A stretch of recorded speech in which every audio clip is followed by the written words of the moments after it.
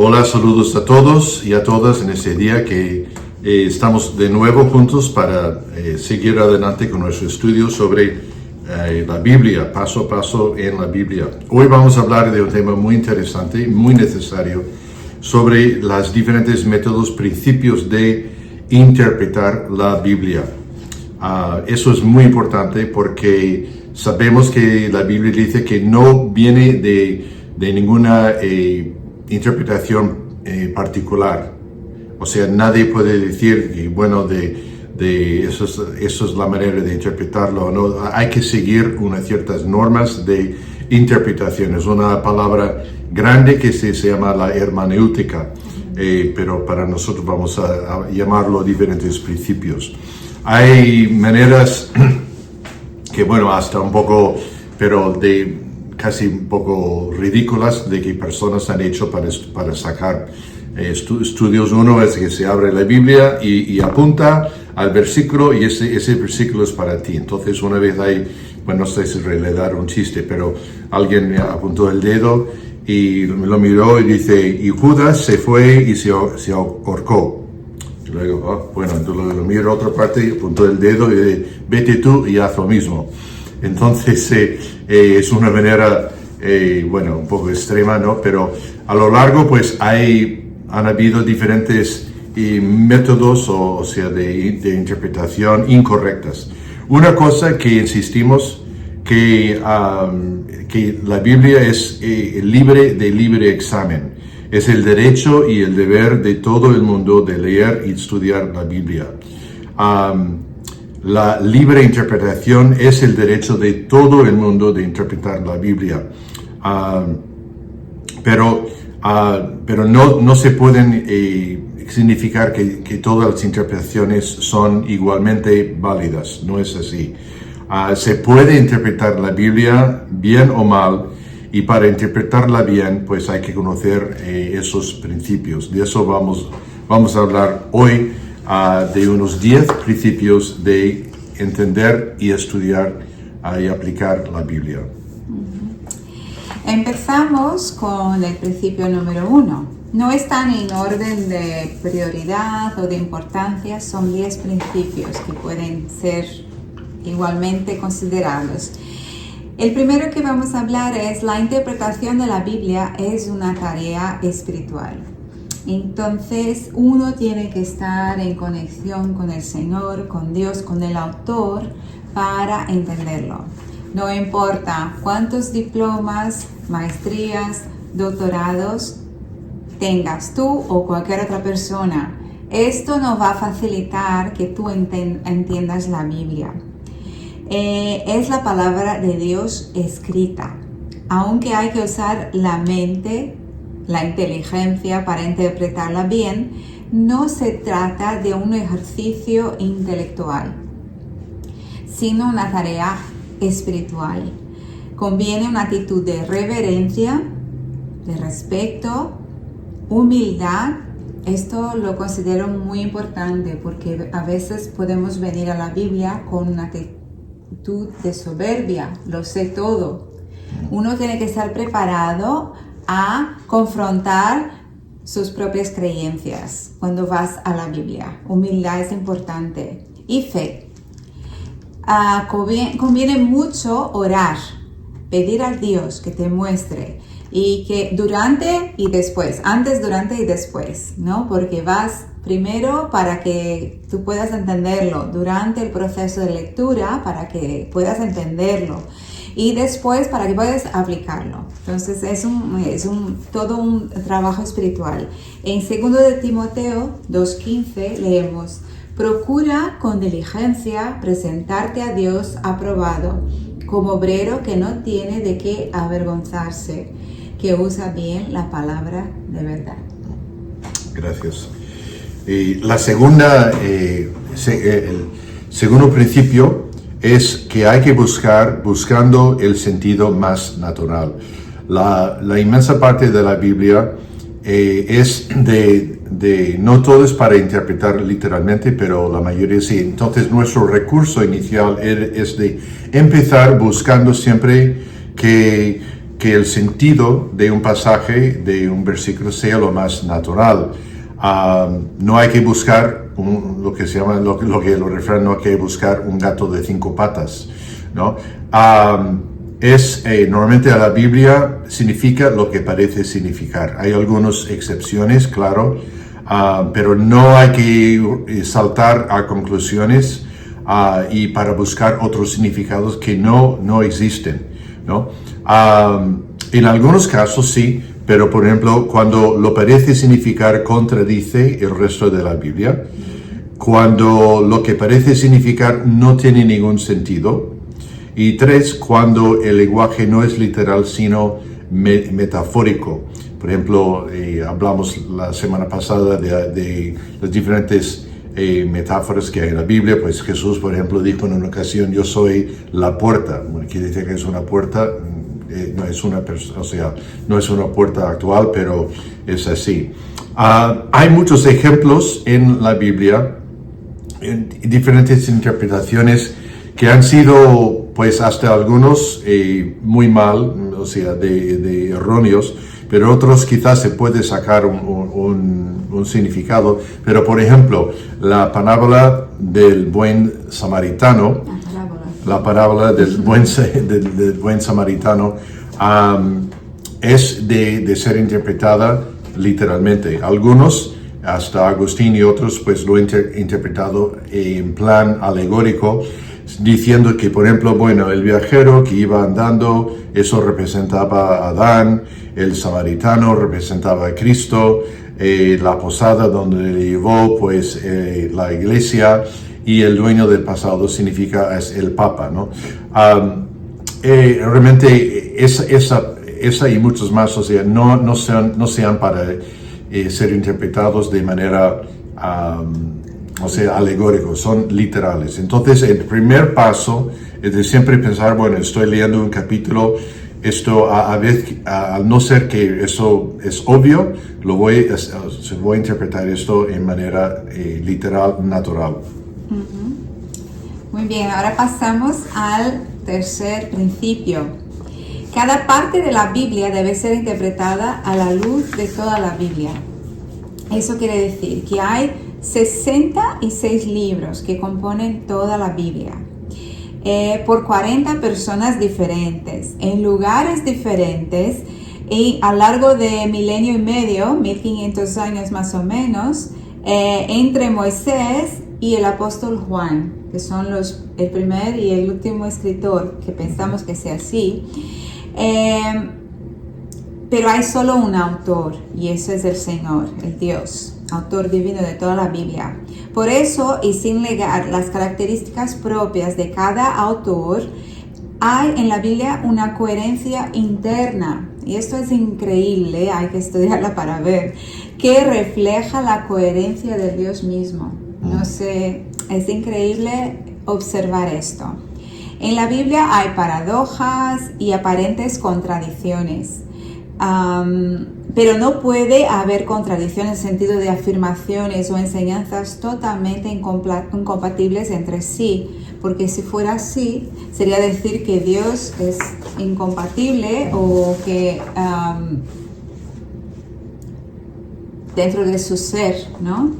A la hora de interpretar cualquier parte de la Biblia, debemos tener en cuenta la Biblia como un todo. Por ejemplo, tenemos aquí 2 textos y podemos quizás leerlo por separado y pensar que no reflejan la misma realidad, ¿no?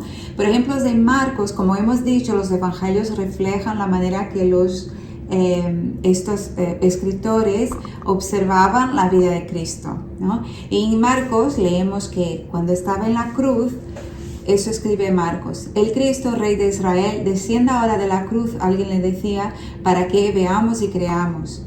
También los que estaban crucificados con él le injuriaban. ¿Quién eran ellos? Los ladrones. Los ladrones también estaban ahí diciendo afrontas a Jesús mientras estaban en la cruz.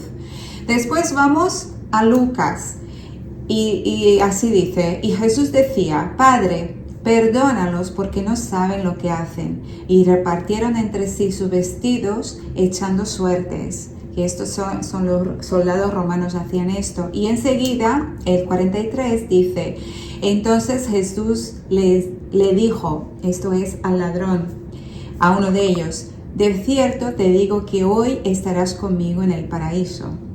A mí me parece que leyendo esas dos historias puedes pensar, pero ¿qué me estás diciendo? ¿El ladrón le insultaba a Cristo? ¿Cómo es que Jesús le invita a venir y estar con él en el paraíso, no? ¿Y cómo explicaríamos esto? Pues...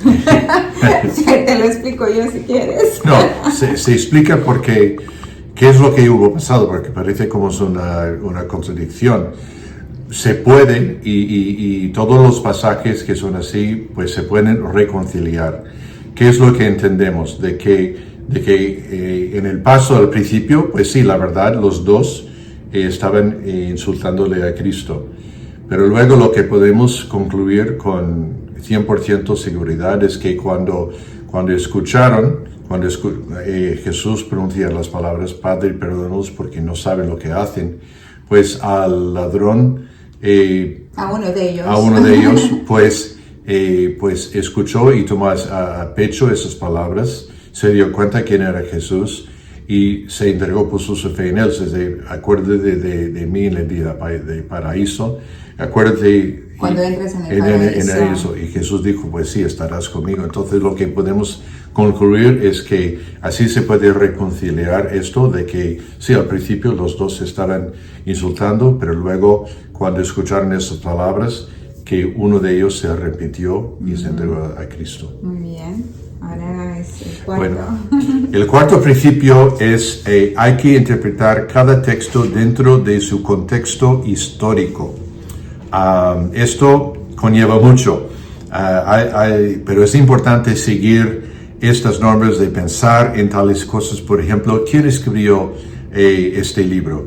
¿Cuándo se escribió? Es importante, por ejemplo, fijarnos que la carta de 1 Corintios escribió Pablo, pero ¿cuándo la escribió? Escribió en el año 53 después de Cristo, solamente 20 años después de la muerte de Cristo. Entonces, ¿por qué eso es importante?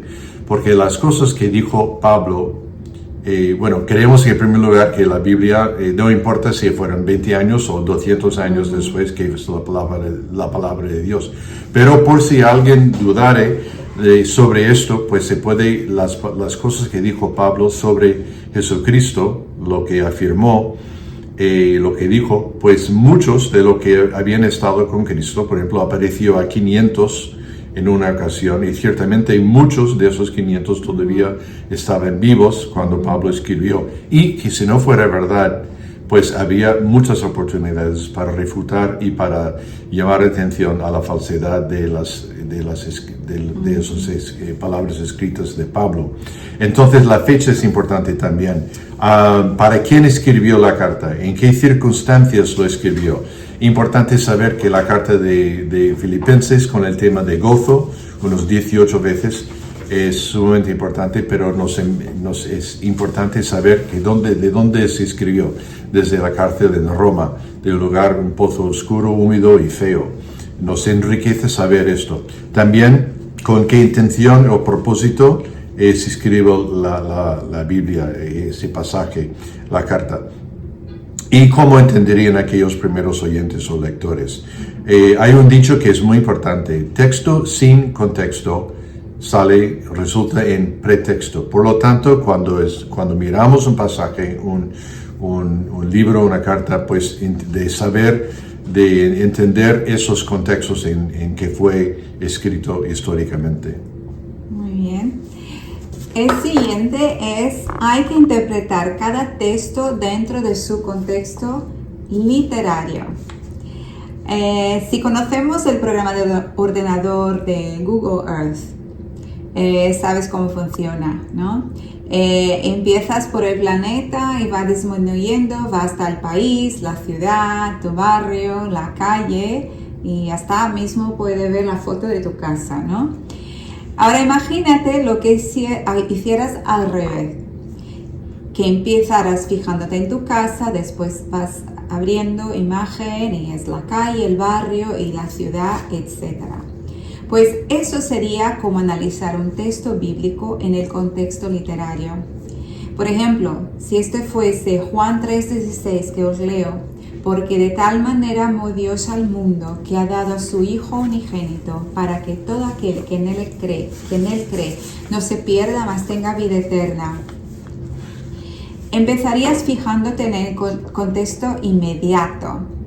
Luego te alejarías un poquito y mirarías este mismo texto como un versículo clave en una sesión, que es el contexto Juan 3, de 1 a 21. Entonces, eso todo tendremos escrito para que podáis bajar y leerlo. Luego te fijarías en el capítulo entero, después de la sesión del Evangelio según Juan, que es toda esta parte que habla sobre el mismo tema, y así sucesivamente. ¿Ves la diferencia entre contexto histórico y contexto literario? Serían por coger tramos de los textos. Es importante tener en cuenta ambos contextos, al juntar el histórico con el contexto literario.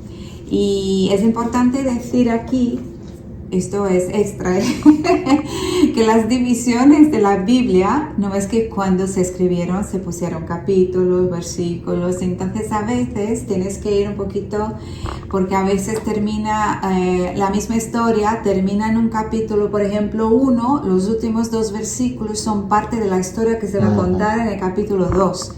Entonces tienes que ir más allá de los números. Tienes que ir un poquito porque es verlo como un texto literario. Sí, porque en los manuscritos originales no existían la división de capítulos y versículos. Eso lo hemos puesto después. Sí, entonces eso, para entenderlo, pensamos que así era siempre, no, pues no. Por ejemplo, Lucas y Hechos es una sola carta, es que hay continuación, porque Lucas es el autor de ambos, así. Pues una secta...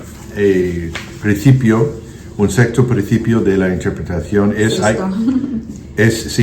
que hay que tener en cuenta el tipo de lenguaje de cada texto. Eso es muy importante, que la Biblia está llena de riquezas literarias y nos ayuda a saber, para identificar cuál es cuál. Por ejemplo, hay leyes, hay porciones de historia, narrativos, poesía, canciones, proverbios, escritos proféticos, apocalípticos, el uso de diferentes figuras de lenguajes, símiles, hemos hablado de metáforas, parábolas, alegorías, varias. Entonces es muy importante entender porque el tipo de literatura que estamos leyendo así. Un ejemplo de esto es que muchos quizás al ver el encuentro en Lucas 16 del Lázaro y el hombre rico, decir que es una parábola. Se habla acerca de uno que está en el infierno, otro está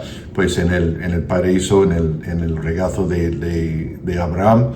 Y algunos dicen, bueno, es una parábola que quizás es una historia real, pero al verlo, ninguna parábola utiliza nombres comunes. Y aquí es muy fácil de que hable sobre Lázaro. Entonces es una norma, es un ejemplo de que eso no es una parábola, sino es una historia literal de lo que sucedió. Entonces al ver esto es muy importante de entender el tipo de literatura que estamos leyendo. Otra parte que es importante y es el séptimo principio, hay que tener en cuenta las palabras de conexión, un poco de gramática. Ahora, son esas palabras que a veces, por ser tan pequeñas y parecen que no llevan tanto significado, ¿no? Y son sin importancia, pero que son puente entre 2 frases, versículos, párrafos, secciones. Con respecto a las palabras de conexión, existen 2 peligros opuestos. El primero es darles más importancia de la que tienen. Y el segundo es pasar por alto la importancia que sí tienen. Entre las muchas palabras de conexión que encontramos en la Biblia están las siguientes. Porque, por lo tanto, entonces, sí, pues. En no pocas ocasiones, estas palabras son parte de la clave para la correcta interpretación de la Biblia. En inglés, ¿cómo es? Therefore. Therefore, que quiere decir por lo tanto. ¿Cómo es? Bueno, para decirlo, si encuentras un therefore, tienes que entender what is it there for, por qué está ahí. Sí. Therefore, what is it there for? Sí, entonces hay que hacer preguntas al texto, ¿no? Como hemos aprendido en los coles creciendo, es importante que en la Biblia usemos nuestra inteligencia y hay que preguntar por qué existen tantas palabras. Por ejemplo, pero Dios o más Dios, yo creo que es más, ¿no? Dios. Más Dios se presenta en la Biblia como que una conjunción para unir dos frases, se presenta 656 veces. Y podemos leer un ejemplo en Génesis, aquí está, 5:20, que es estamos aquí leyendo la historia de José del Egipto, y al final de su historia, cuando ya llegan las conclusiones, ¿no? Y él dice eso a sus hermanos. Vosotros pensasteis mal en contra de mí, mas Dios lo encaminó a bien, para hacer lo que vemos hoy, para mantener en vida a mucho pueblo. Entonces siempre tenemos que poner la atención, y yo he notado en algunas ocasiones que incluso un capítulo entero empieza por lo tanto, y tú empiezas este capítulo y a lo mejor lee todo y entiende, pero a lo mejor por eso es una clave que ya tienes que ir al capítulo anterior para ver en qué circunstancia están, para saber lo que va a pasar. Bien, número 8. Hay que interpretar la Biblia con los textos menos claros a la luz de otros más claros. No cabe duda, algunos pasajes de la Biblia, pues es un poco más de reto para entenderlos. Hasta Pedro dijo en una ocasión, en una de sus cartas, porque el apóstol Pablo pues escribe cosas difíciles de entender. Entonces, bueno, podemos decir gracias Pedro, que nos consuela saber que hasta él dijo que algunas cosas no eran tan fácil, tan claro de entender. Lo que la Biblia nos puede ayudar aquí es de permitir que otras partes de la Biblia nos ayuden a arrojar luz sobre algún pasaje. Alguien una vez dijo que el mejor comentario de Romanos es Gálatas, y el mejor comentario de Gálatas es Romanos.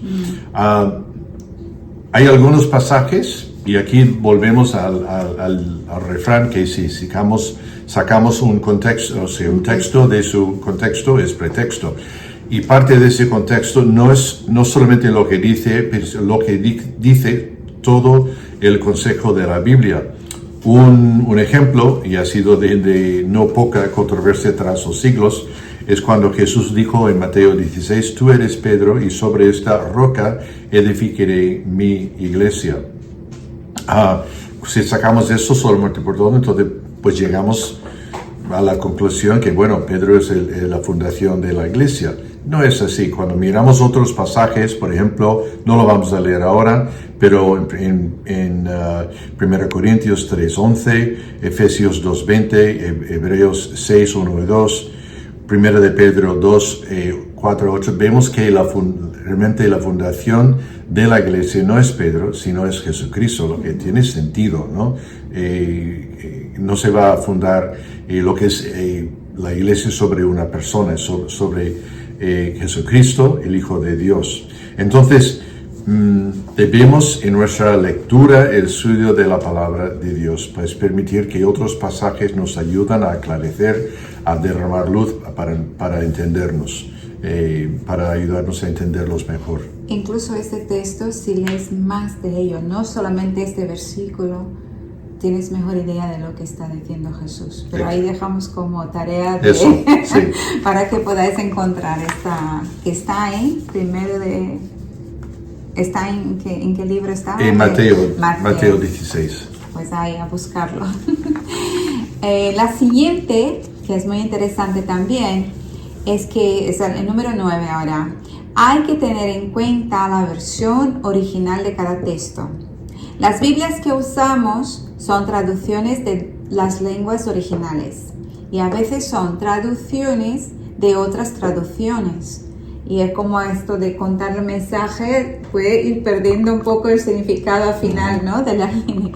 Hay muchas versiones de la Biblia que son muy fiables, pero creemos en la inspiración de los documentos originales. Cuanto más cerca del original, digamos, mejor. Yo creo que todos que han tratado y han hecho buen trabajo en traducir la Biblia, la intención era ser nítido, real, correcto, pero todos tenemos nuestras limitaciones humanas y yo creo que han hecho el mejor que podían dentro de cada idioma, porque sabemos las dificultades que hay entre un idioma y otro, y a veces dos palabras son una frase o una frase son una palabra. Entonces hay toda una dinámica. Hay bastantes ocasiones cuando el original nos puede ayudar a interpretar la Biblia correctamente. Pero hay dos problemas. El primero es que no tenemos acceso a los originales. Y a lo mejor, si tuviéramos los originales, no somos expertos en esos idiomas.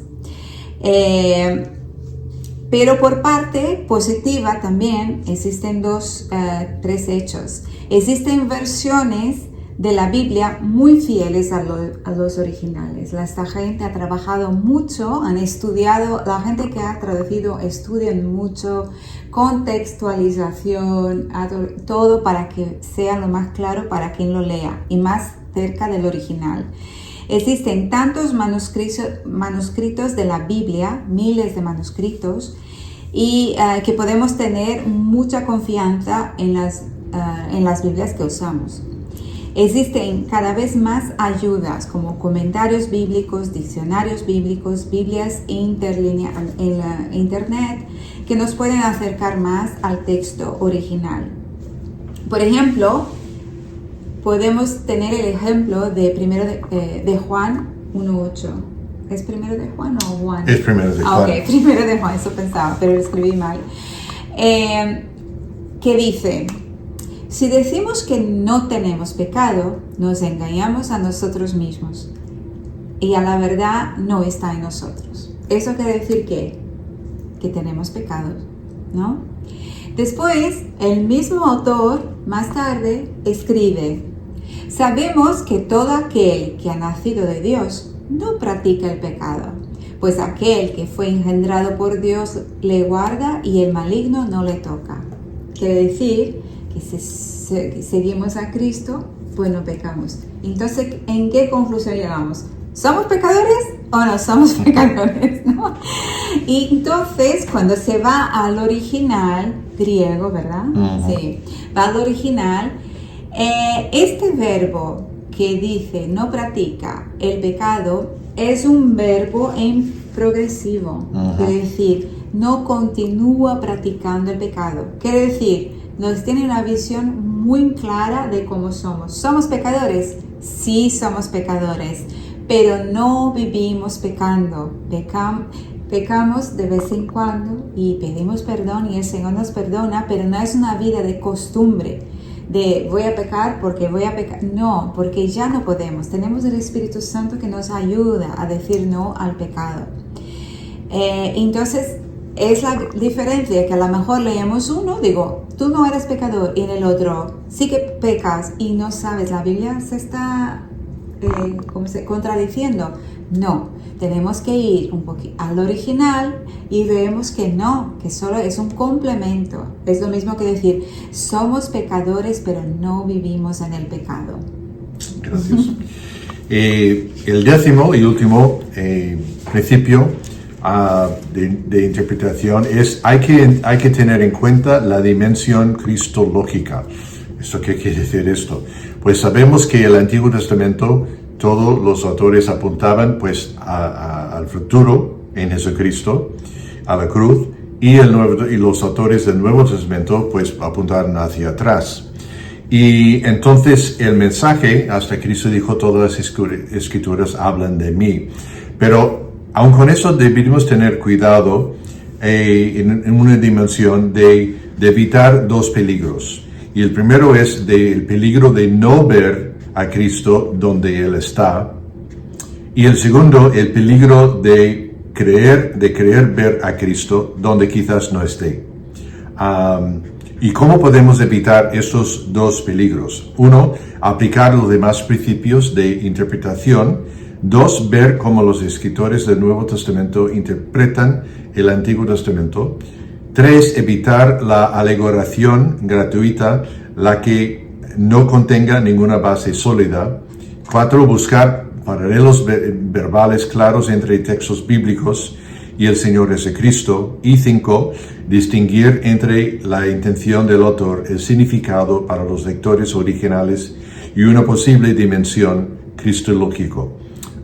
Por ejemplo, sé que eso es mucho, pero un ejemplo, hay muchos paralelismos entre José de Egipto y Cristo para que sea pura coincidencia.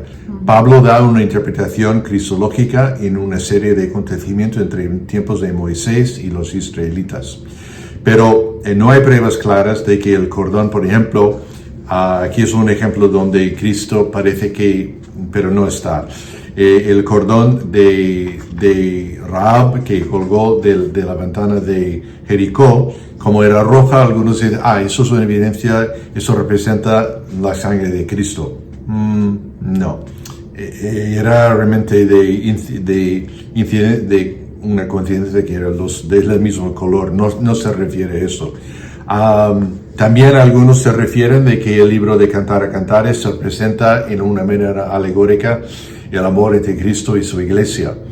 Realmente más bien era pues realmente cartas escritas sobre el amor de un hombre y una mujer. No deberíamos saltar a conclusiones en esto, pero lo importante es de ver a Cristo donde debe de estar y no de verle donde pensamos que esté. Sí, yo creo que volver a lo mismo, ¿no? Que nosotros estamos diciendo todo esto, pero lo mejor es que tú cojas tu Biblia y aplique esos principios tú mismo, porque podemos aquí decir algo que a lo mejor incluso podemos equivocarnos, pero la palabra no se equivoca. Entonces nosotros siempre guiamos a las personas que encuentren los significados, porque la Biblia, como ha dicho Dwight, es clara. Dios quiere que la entendamos. No escribió un libro científico que está a un nivel que no podemos alcanzar. No es así. Es muy sencillo. Y quería solo compartir eso que hemos hablado semana pasada.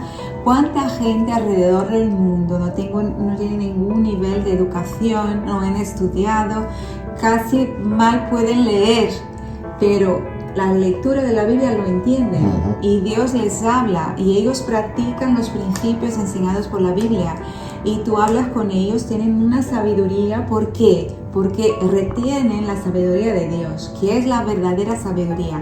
Todo que queramos ser sabios, busca la palabra de Dios, ¿no? Porque ahí está la verdadera sabiduría.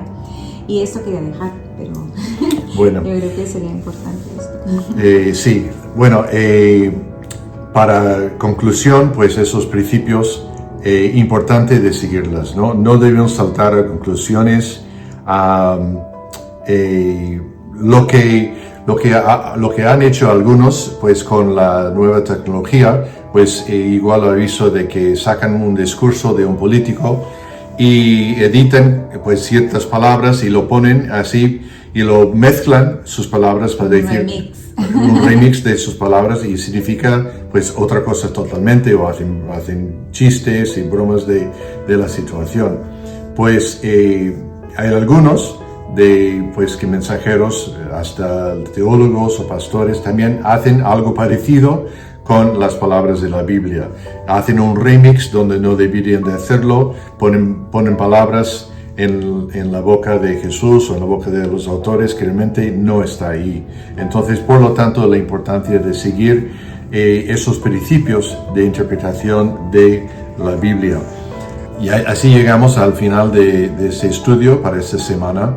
Queremos mencionar de que esos principios vienen de un pastor británico en España, Andrés Birch, que lo hemos utilizado y pues añadido nuestros comentarios e ideas, ¿no? La semana que viene, Dios mediante, vamos a hablar sobre los diferentes autores, algunos que han hecho grandes contribuciones a la Biblia, personas como Moisés, Pablo, Lucas y otros. Así es de que muchas bendiciones y os esperamos la semana que viene. Hasta luego. Hasta luego.